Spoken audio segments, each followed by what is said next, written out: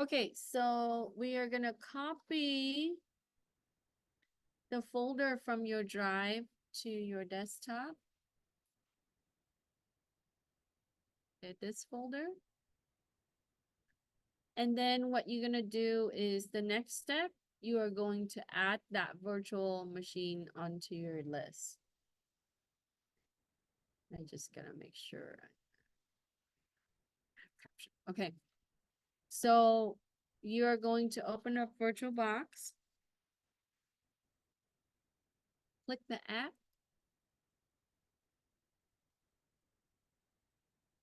And then we're going to add. When you see this, just click X to close. This is just an MVC or CCD thing. Then on the left, navigate to your desktop. Find your CIS41D server VM. And then underneath that, you should see server 2019 VM. And then click the VBox file and click open. So again, we click add, close the prompt, go to desktop, find the folder that we copy, open its subfolder, and then get the VBox file. So once you're here, before you start, you're gonna click on settings. And you can check the system if you want, right? Did I include that? Yeah, so I think you can go to devices.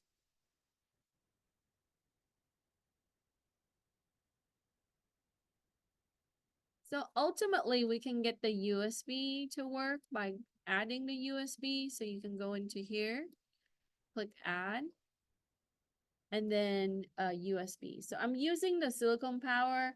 I think most of you have the Toshiba one, or if you grab the one with the Western Digital, just look at your drive and then select the one. So you might see the Toshiba or the Western Digital. So just add the brand of your drive into the USB. You can also add it through the devices once it starts. Okay.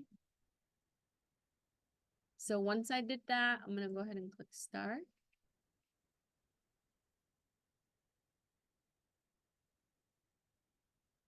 Yeah, I found that when you add the storage as USB, it takes away the USB from the host computer on the VirtualBox. I was doing that with my class last night, and it just disabled the USB, and we have to restart the virtual machine.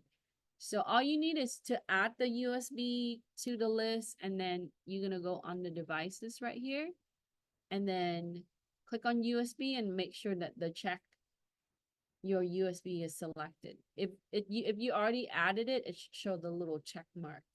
You want to verify that.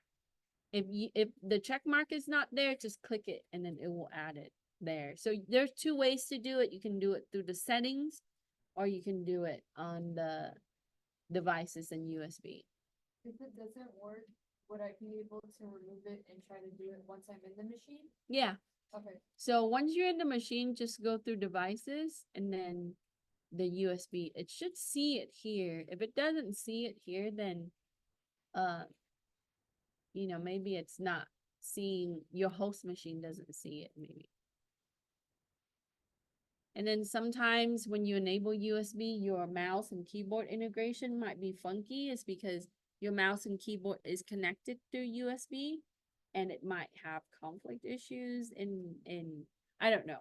I think it's just a software issue with VirtualBox. So once we're here, once we enable the USB, you're gonna go input, keyboard, and then do Control-Alt-Delete, because if you're trying to press that on the keyboard, it will revert back to the host machine, which is the outside computer.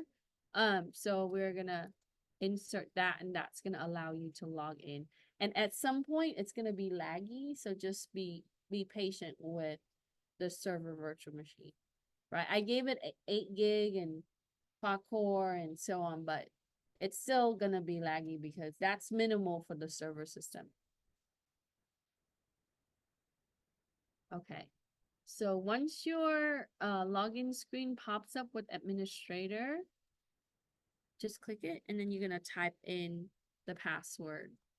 CIS 2023. Sorry.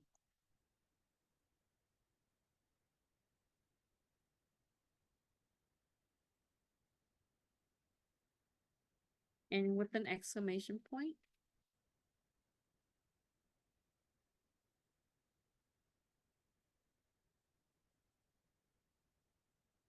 So out of the box, when you install Server 2019, file and storage is kind of there. It only has the local storage. It doesn't have the server role feature. I thought about maybe this is useful if I go through and show you how you can install a file and storage server role and then be able to deploy some of the security through shares on your storage. Um, Keep in mind that file and storage server is really designed for a larger scale. That means that it would have a lot of storage disk space. So using a USB is okay, but it's not ideal. And I don't even think that Server 2019 would allow you to create a pool with the USB. I was not able to do that earlier because I wrote the step for you to do that, but when we attached the USB and I tested it here, it doesn't work. So if you have multiple internal disks that you would dedicate to the server, or you can create VDI, virtual disk interface for your USB, then that might work. Okay, so you notice that it shows up right here. Okay.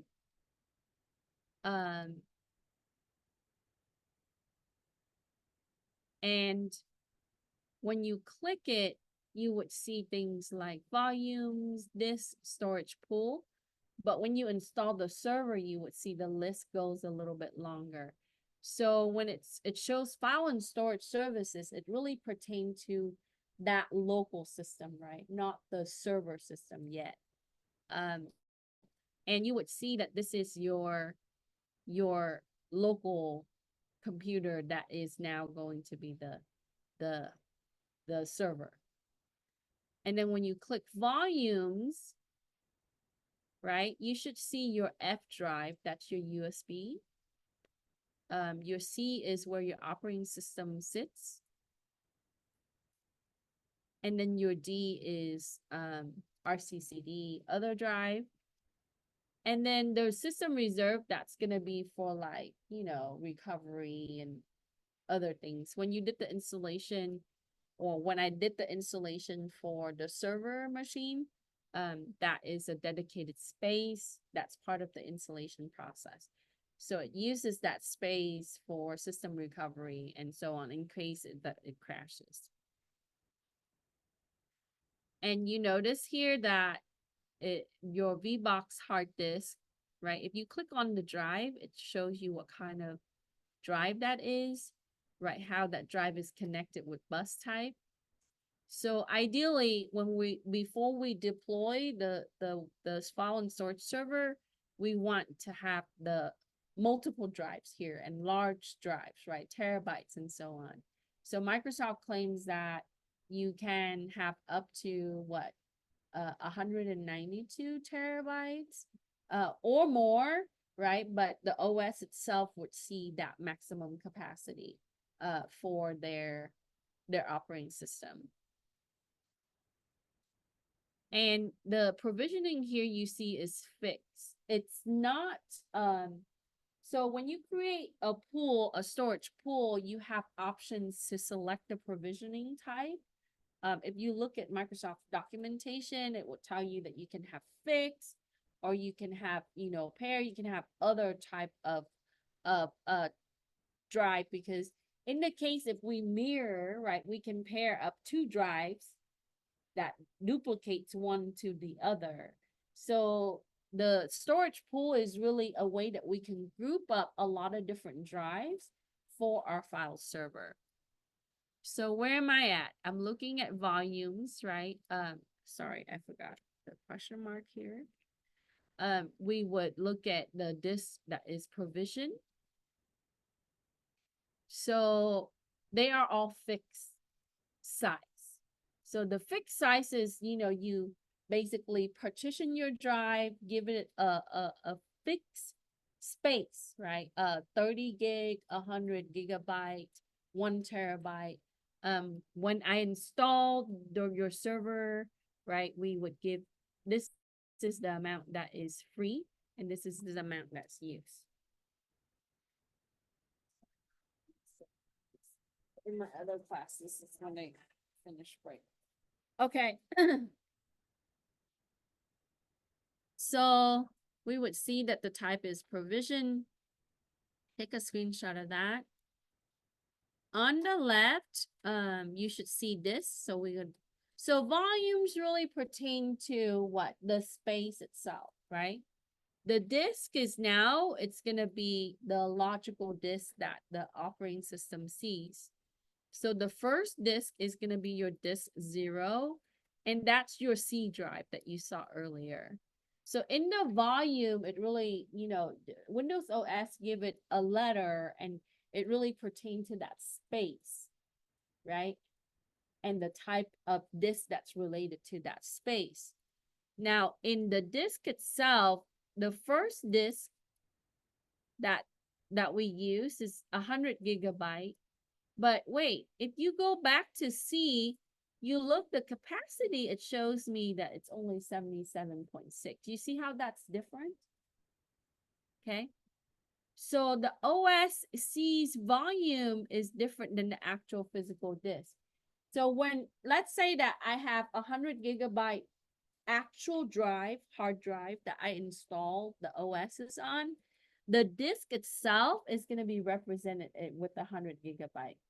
The volume is how it's formatted with the file system, given a letter, and the type of drive. Okay, so it is a little bit different represented. And then under that, the free space, right? So the OS already uses, a certain amount of space. So what you see is the fix is 77 and then 66.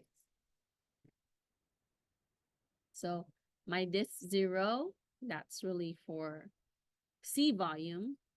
And then the online one, this one, which one is this one? It says USB, right? That's your USB that you added. So the more disks that you have here, it's going to tell you the bus type. That's how you connect, and the name of the disk.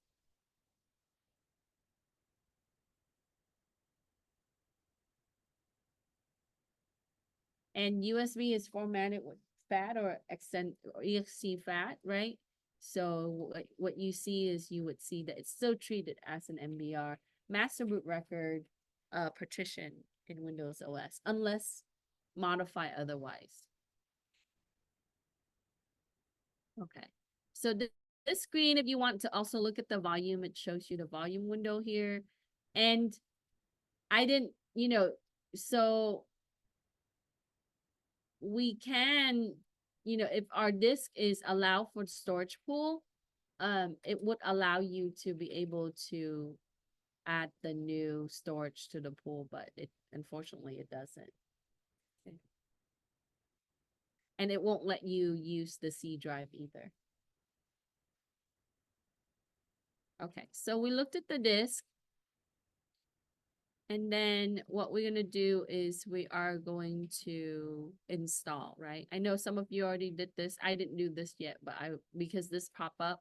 So what we're going to do is I'm going to come back to here, and I'm going to do this step so that way you can see the added feature for this. So you won't have to share unless you do 6 through 9. Okay. So let's go back to our...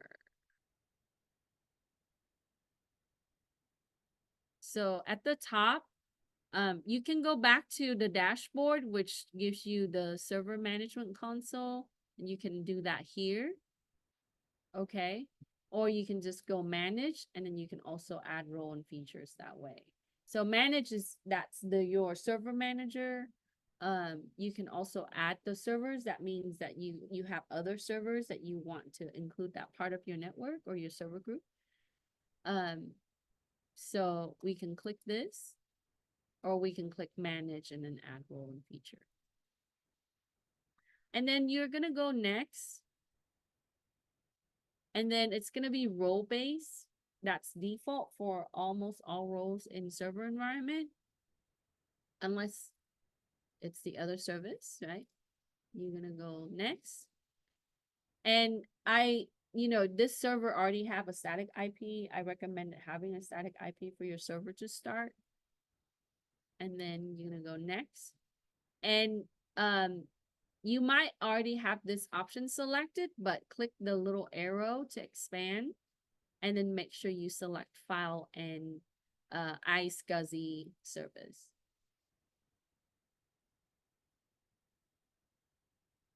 SCSI is an old technology, and the iSCSI is just integrated for Microsoft Server environment. So storage services already come default at the beginning without having the role. So you're going to click that and go next. And then if you want group policy management, like what we talked about earlier, you would select this here, right? We're not doing that today, but if you want, you can do that. And it just get added while we're adding the role. We're going to go next and then click install. And it should take a few minutes. Doesn't take very long. So it's going to place the packages. It's going to install the packages for this particular type of feature and service.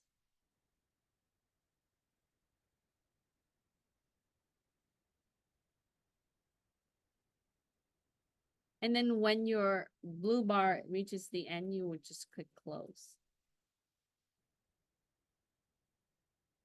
So that's how you install File and Storage Server on Server 2019 Windows operating system, right? Installing doesn't mean that it is provisioned or deployed. Install just means that it's ready to be configured. So when I'm here, I'm going to go ahead and once it's finished, it says it's already succeeded on this system. We're going to go ahead and click close. And then if you click back to the role that we just installed, we click back here. You notice that before I only have volumes, disk, and storage. But once I install the roles as the server, it's going to add shares, iSCSI, and also work folders.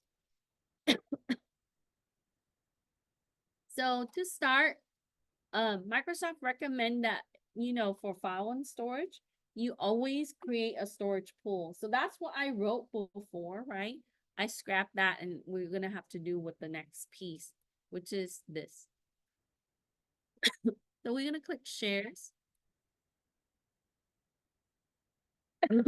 Sorry.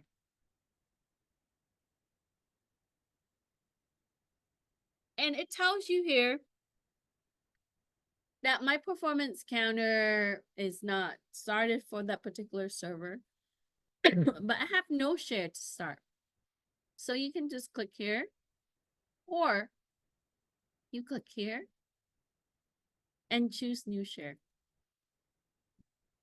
So click the blue link or click the top. My throat is dry, sorry. Now we can do SMB share applications, but we're just gonna do a quick one. So with this option already pre-selected, I'm just gonna go next. So advanced just give you more additional configuration capability. And since my server is not in the group with other server, it's gonna recognize it as a cluster role. So right now I'm just a standalone server, right? I can promote it into the domain controller and then add, other child servers to it. And so when I add other child, if I become a domain controller, it's gonna be, top of the cluster. So it would recognize some of that here, but I am connected. And then the disk that you have within it which you saw through, I'm sorry, the volumes that you have within it, which you saw through the volume menu option earlier. So I'm going to select F because that's the USB that we add. And then we're going to go next. So the capacity of my USB, and yours is going to be a little different. It's only 500 gigabyte under, right? Under 500 gigabyte. And, but within that, I can only use about 100 gig or 99.9 gigabyte. So we're going to go next. And then I can just give it a name. So in the lab, it tells you to do new share. And, you know, depending on your share, so if this is like departmental type of share, you can specify that. So this is just a drive that we can share to different groups of people.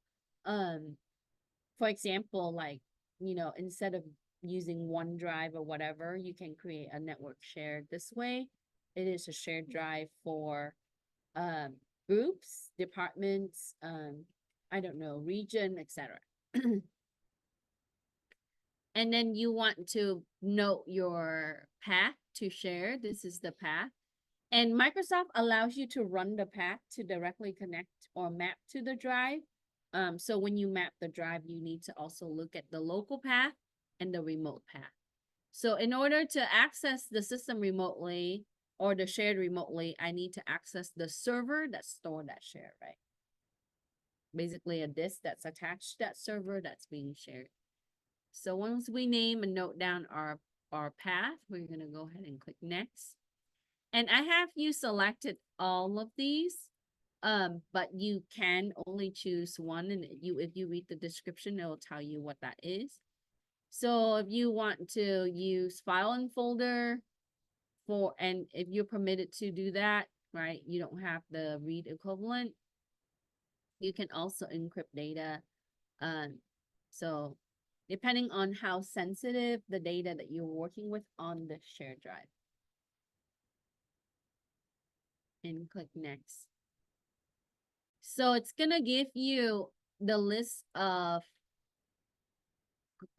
groups, right? Not user account, but the groups that have access to the share. So the permissions, there are special permissions, and you can click on it to do customized permissions.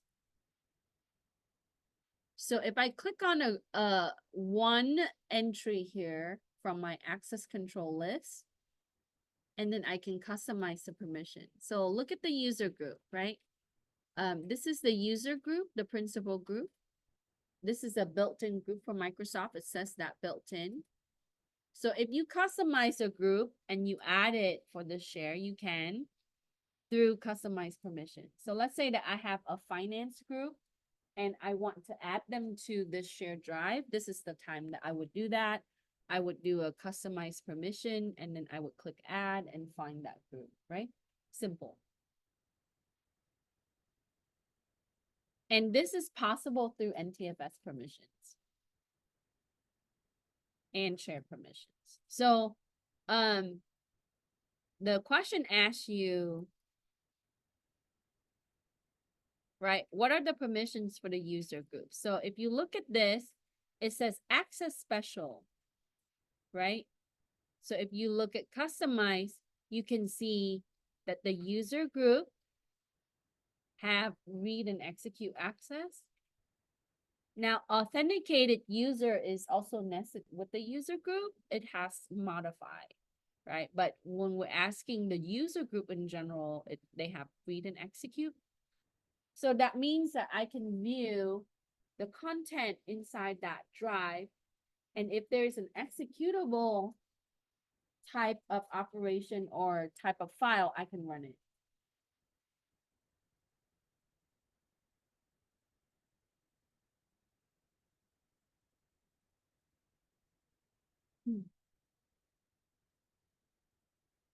And you can also see that here.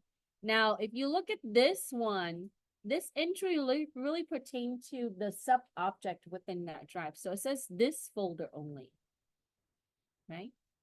And then for authenticated user, which is a separate group from the regular user, but these users is also nested within this group. Okay. And they have a different setup. So who has full control? The administrators, of course. And for the container, which is the drive and the subfolder in the files, and then the system has full control.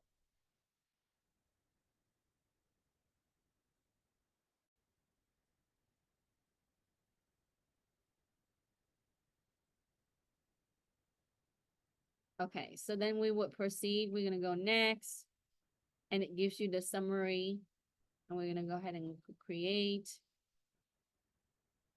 And it should be very fast because we chose the quick option. And then we click close.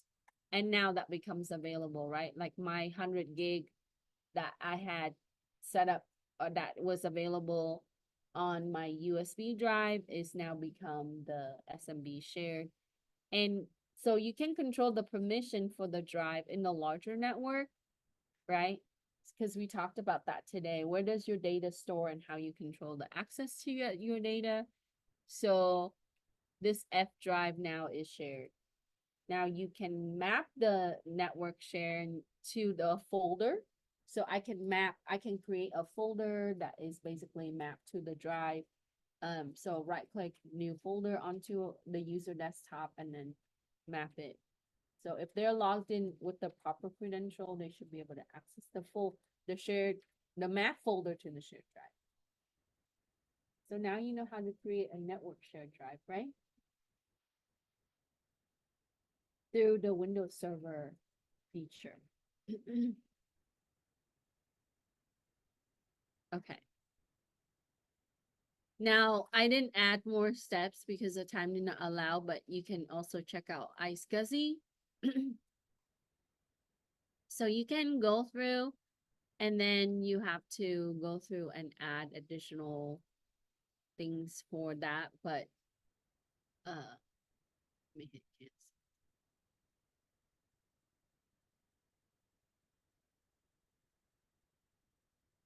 So it says that you have to install the target server role service for iSCSI in order to create a virtual disk. Microsoft implemented virtual disk is a way that we can use the actual physical disk as different spaces. So we would be able to add the role for that, but you have to install the iSCSI target server role. So you have to go through, and I think we added some of that earlier, but you have to add the feature. So you have to go through the feature and wizard again. And then the next component is your work folder. And we have to use IIS, which is a web server role for this. So if you want to do a work folder component for your file and storage, you have to add this feature. Okay. So here's your iSCSI target server. So if you wanted to add that feature, like what we said before, we just go next, and then next, and then install. And that will allow you to virtualize that disk as a iSCSI.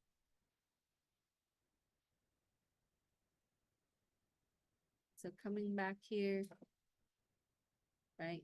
So it's gonna check to see if that role is ready. If it's not, it's gonna make you install it again, right? So now it's saying that, oh, I have to do the VDS as well. Okay. So if you want to install Hyper-V, you just select Hyper-V, right? We just have to make sure we install the operating system. Where can I get the ISO? You can download it from Microsoft website. It does take a little bit of time to download. Sometime if you download the raw file, you have to pack it as an ISO. So you can use software tool to do that. Okay. Like Balena or other, like CD Creator. Okay. So once you install the feature target storage provider and the SCSI target, you see that I'm able to install that role now. So I can create the virtual disk, and it's pretty straightforward. You can also use PowerShell to create virtual disk. There are commands that you can use through PowerShell.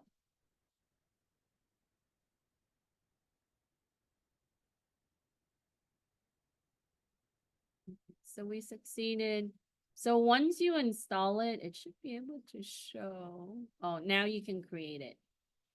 So you have to install the role and then you can create. I wanted to write this step in, but I ran out of time. So now, right, what we can do is we can select the disk to make a virtual disk.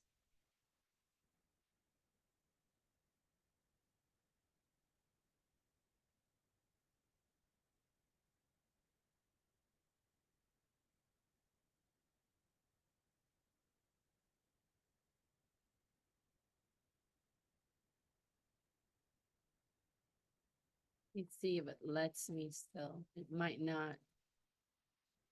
Okay, yeah. So go next, and then you gotta give it a name.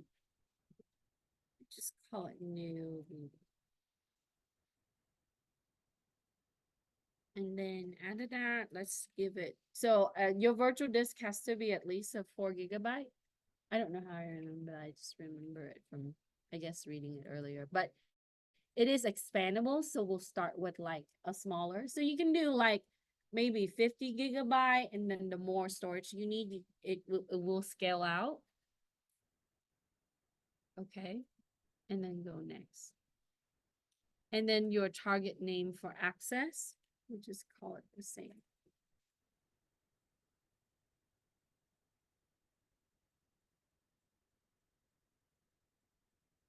And if you want to, if you have additional access servers, so these are the servers that will allow you to connect to your virtual disk, you would have that here. Right? And it tells you that you can use older versions. It doesn't support 7, so 2016 will work, and Windows 10 and 11 will work. So here is where you would browse and find the computer system on your network. So this is where we're probably going to be stuck, because if you're not part of the domain, or if you're not a domain controller connected to other system, it will get stuck.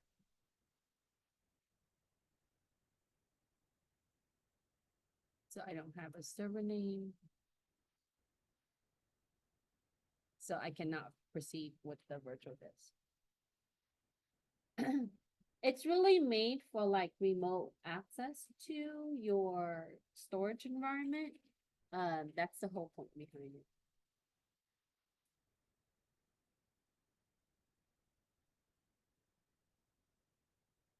Okay.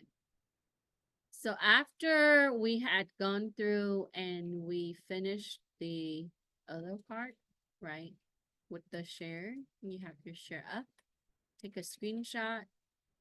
It shows the used and the unused capacity, your free space.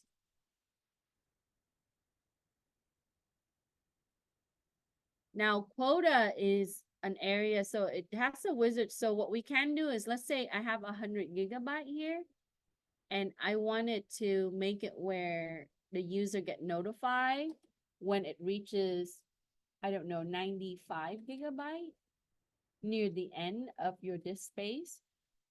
We can also use quota to control and limit the storage within our shared drive, right? So you can do that. And then we'll just have to add it, the administrator role to it. Okay. So unlike the local system, I think on Windows 10 and 11, you also have quota capability. Just right click your drive, go to properties, and then you can set up your disk quota. But on the server environment, you have to go through and add it as a role, right? It is just an additional function that your server will have to do. So we can't assume that it's already there. On the local system, as a computer, it's capable exactly like that. So when I do that, I would go here, look, it's different. So this PC really pertains to the local computer, right? If I want this quota on this, I would just set the property, right, for my drive. Okay? See? But if I want this quota on the actual server role, I have to install it with the wizard.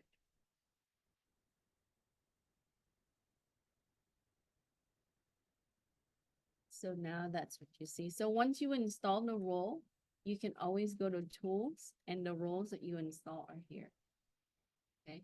So earlier we did the iSCSI, right?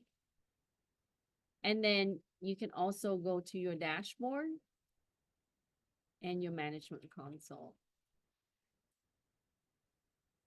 So dashboard is here. All right. Then we answer the question. Upon this lab, what did you learn about Windows Server 2019 management feature?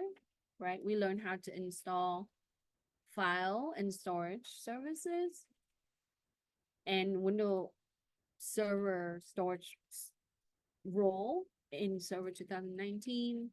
We learned how to configure or display volumes and disk type that is connected on the the server system. We learned how to create network shared drive and control the permissions for shared drive access. And then I explained to you a little bit more on iSCSI and so on. When we're finished, we're gonna click close. It does this sometimes.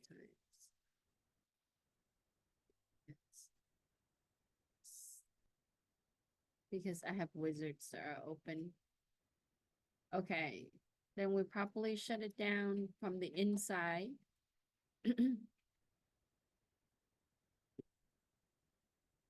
And in server, you have to tell it why it's shutting down because we don't shut down servers. So we can just say other plan or something, some other reason.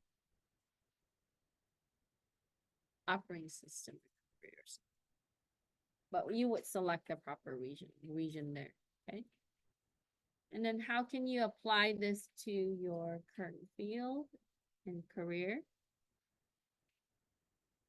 Whether you're in IT or cybersecurity, one way or another, you're gonna have to work with storage. You have to know how file storage works, shared drive, how it works, right? How to control permissions on these drives. Endless amount of things that you can do with file storage server.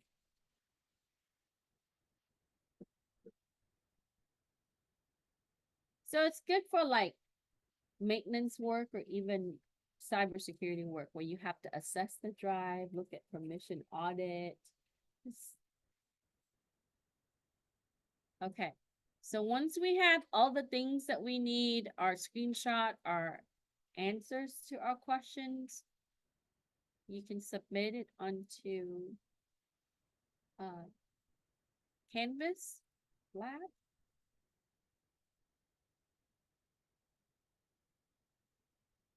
And then I think I'm pretty caught up, except for if you submit something today, then I'll update your grade in the next day or two. Okay, let me stop recording and then I will do attendance.